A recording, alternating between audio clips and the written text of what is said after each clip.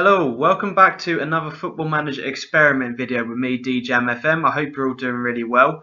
Today's episode or experiment is going to be slightly different to the first two in that we have the new manager of Swansea, Francesco Guidolin. I've probably butchered that surname, but yeah, he is now taking over at Swansea. In real life, he's only been given a deal until the end of the season, but for the purpose of Football Manager in this experiment, I've decided to give him a contract until 2017. I put on the editor, but Football Manager has changed it to 2018. You'll be able to see that from some of his sort of stats, his particular attributes that he has are his defensive side of things. He's a very good defensive manager. He works well with youngsters. His tactical knowledge and his motivation side of things is particularly high. His level of discipline is at a 14 out of 20 mark. He should be able to try and I suppose whip some of the Swansea players into shape because it's been a rather disappointing campaign. He spent a lot of his managerial career in the Italian leagues, as you'll be able to see from the bottom part here. Started off in the lower leagues of Italy, moving on to Empoli. He's gone to Atalanta, Udinese, which has probably been his most successful period, Bologna, Palermo, before moving abroad to France, where he's had a very short career as Monaco manager. Back to Palermo, onto Parma. I'm not really sure what that part as a player was all about, but yeah, so recently being manager of Udinese, and as I said, now taking over from Swansea. It's a bit of a strange appointment, to be honest. It kind of came out of nowhere. I've been trying to keep up to date with the situation going on at Swansea, but I know obviously Alan Curtis became the caretaker manager and got given a deal until the end of the season, but I would have thought that would have been it, but they've obviously decided to make this appointment now to try and help him out.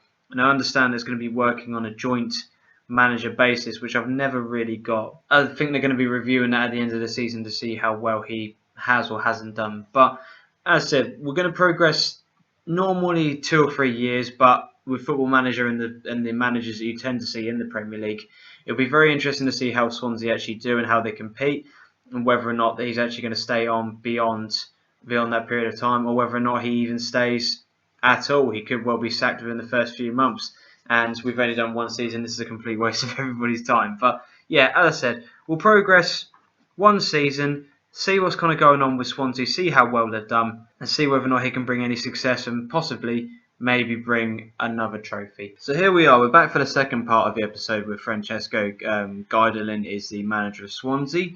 He is still the manager of Swansea, so that's good. He hasn't been sacked. He looks like he's now playing a 3-5-2 formation with Swansea.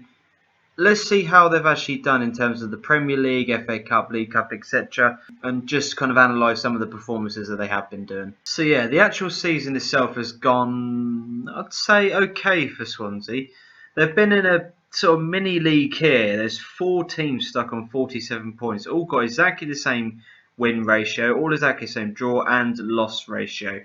So they finished 9th overall thanks to a goal difference of -10, which is really bad. So as I said, a bit of a mixed result in terms of the Premier League. If we look at some of the other fixtures that they have had then, so unfortunately they got knocked out of the Capital One Cup in the 3rd round against Liverpool on penalties after a 2-0 win against Brighton in the 2nd round. In terms of the FA Cup then, they got all the way to the semi-final where they got knocked out by Stoke.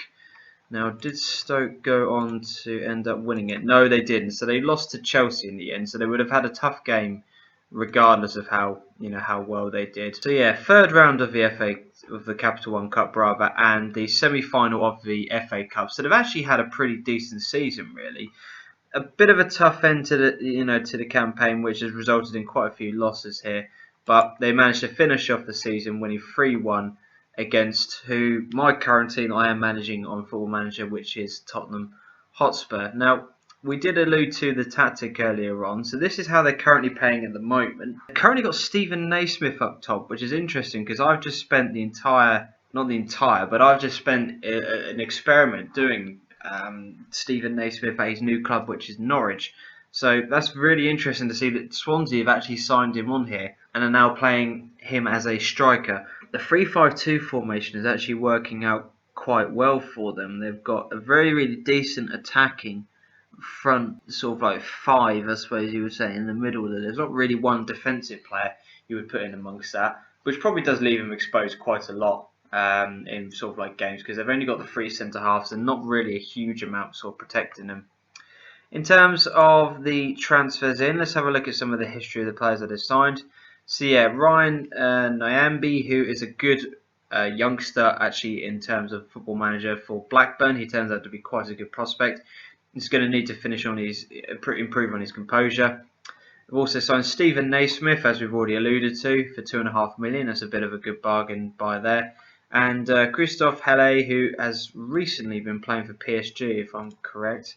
Yeah, Paris Saint-Germain. Quite a lot in terms of the outgoings for the team. So yeah, selling Neil Taylor on to Norwich. Unfortunately for him, just because of the formation they play, they no longer obviously need their fullbacks. Marvin Eminems has moved on to Palermo. And that's pretty much it. The rest of the people are all on loan deals. So, as I said, not a bad season for the new manager. It'll be really, really interesting to see whether or not he'll be able to keep his job on this series. Quite interestingly, Gary Monk has just been sort of relegated to sort of like the assistant manager role there. I wouldn't have expected that. But yeah, as I said, what we're just going to do is progress another season into the future with Swansea. Hopefully he's still the manager, and maybe they'll be able to go a little bit further and just try and potentially win some silverware. So I'll see you guys in a few seconds. So here we are. We're back for the second part of this experiment where we're trying to see where the new Swansea manager has done and how he's progressed with them. Automatically we can see that on the right hand side here he is actually no longer the manager. Whether or not that's because they finished 13th in the table, I don't know. We'll have to have a little bit of a look into that. But he's no longer the manager of Swansea, so things haven't gone maybe particularly well for him. But let's just have a look at the league table itself. So Swansea finished in 13th place. So they only finished 3 points lower than what they did last year. But that total wouldn't have actually got them any higher in the table. So it's been a more productive year for the teams at the top. They've all done really, really well and progressed quite nicely. But yeah, as I said, for Swansea, the manager is no longer there. So let's just have a look to see what has happened to him. Now, if we go on to the manager movements here, you'll be able to see that he's actually resigned. He resigned. Wow, he actually resigned right at the beginning of the season. I didn't even notice that because we holiday right through sort of like an entire season. Normally that kind of headline will pop up. So if there is anything, then I can just kind of stop the video and just say, well, you know, enough's enough. He hasn't done anything. But so he actually resigned. So where is he at now? He's the manager of England. Oh, wow. So that's amazing. So one season with Swansea, he's done really, really well. And he's now the manager of England. That is so bizarre. That's absolutely amazing. So, in fact, he didn't have any impact on what Swansea have done this season. He has been the England manager for the past season. So let's have a look to see how England have done in terms of style. So he's continuing to play. Well, he's actually playing a completely different tactic. Let's have a look. Tactics senior squad. So this is the formation he's actually playing with England. A rather quite progressive tactic with 3 at the back continued, 4 across the midfield, with 3 attacking players in the fact that we have Harry Kane, Ross Barkley and Ravel Morrison currently up top there. So he's got the likes of Dele Alli in there, Raheem Sterling, Ravel Morrison, Ross Barkley, as I said, Harry Kane, Theo Walcott's on the right hand side. So Theo at the moment at the age of 28 is the oldest player, 25, 23, 27. Joe Hart's the oldest at 30, so there's a really, really young squad here. He's got some good options for him. He's even leaving the likes of Wayne Rooney not even in the team, which is quite interesting. But let's just have a look at the schedule to see how England have done since he's been in charge. So he took over on the 30th of June. I would imagine he took over at the point of when the manager currently got sacked there. So since he's been in charge, we lost 3-1 in terms of a friendly against Spain, and then the qualifiers he's beat Malta 3-0 away from home, Slovakia 2-0, Lithuania 4-0, drew with Scotland 1-1, He's had a friendly with Iran where he won 4-0, and has just won the latest qualifier 11-0 against Malta. So in terms of the actual group itself, let's see how the group is settling up. So it's England and Scotland currently leading the way in the group. You would imagine the next game against Scotland would have a massive impact on whether or not they qualified, but I can't believe I'm even looking at this. The fact that he's now the England manager is just absolutely incredible. But wow, I mean, that will probably bring the end to this particular episode, just because I wanted to see how he did at Swansea as a manager. If you want to see how he progresses with England, please let me know. I'm going to save this.